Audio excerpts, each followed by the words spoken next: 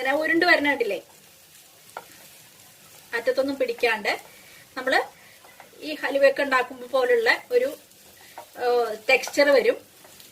ഇങ്ങനെ മറിഞ്ഞു വരില്ലേ, ഉരുണ്ട് വരില്ലേ. ഈ പാകത്തിലാവുമ്പോൾ നമ്മൾ എന്താ ചെയ്യണമെന്ന് വെച്ചാൽ ഗ്യാസ് ഓഫ് ചെയ്യുക.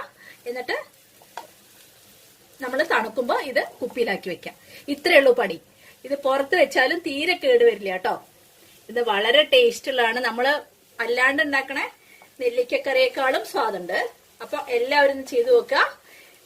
കുറച്ചൊരു ഇളക്കി അതിനെ എണ്ണ പുറത്തു വരുന്നവരെ കുറച്ച് ഒന്ന് ഇളക്കണം. അത്രേ ഉള്ളൂ പണി. പക്ഷെ കഴിക്കാൻ നല്ല രുചിയാണ്. അപ്പൊ നമ്മുടെ നെല്ലിക്ക അച്ചാർ തയ്യാറായി. കണ്ടില്ലേ, ഇങ്ങനെ ആക്കിയിട്ട്